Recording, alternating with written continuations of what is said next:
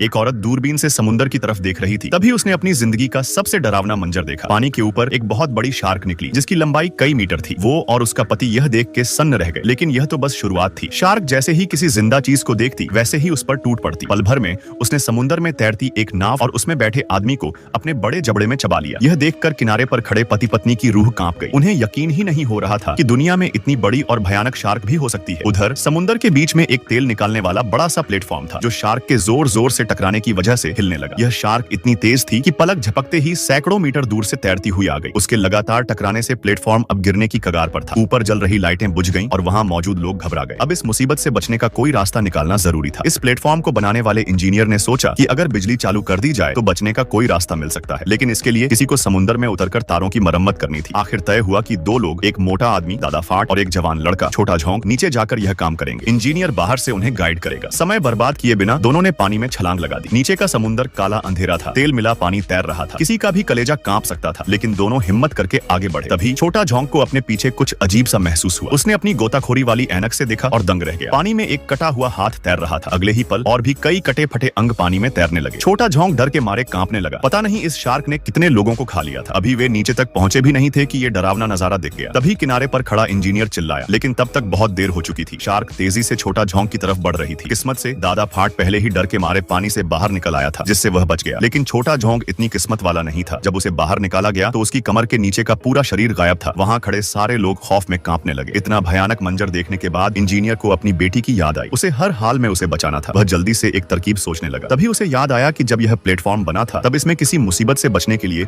एक time bomb लगाया गया था। अगर वह इसे फोड़ दे तो शार्क को खत्म किया जा सकता है। उसने अपनी योजना बाकी लोगों को बताई और अपनी पत्नी से कहा कि उसके पास बचने का एक रास्ता है। बिना देर किए उसने गोताखोरी का सामान पहना और समुद्र में कूद पड़ा। वह बम के पास पहुंचा और उसे निकाल लिया। लेकिन अभी असली मुश्किल बाकी थी। अब उसे शार्क को भटकाने के लिए पानी में आवाजें करनी थी ताकि बाकी लोग नाव लेकर दूर भाग सके। जैसे ही लोगों ने मौका देखा वे चप्पू मारकर वहां से भाग गए। लेकिन शार्क अब सीधे इंजीनियर की तरफ बढ़ रही थी। अब आखिरी फैसला लेना था। अगर वह बचने के लिए ऊपर आता तो शार्क उसकी पत्नी और बाकी लोगों को मार डालती। इसलिए उसने तय कर लिया कि वह इस शार्क के साथ ही अपनी जान दे देगा।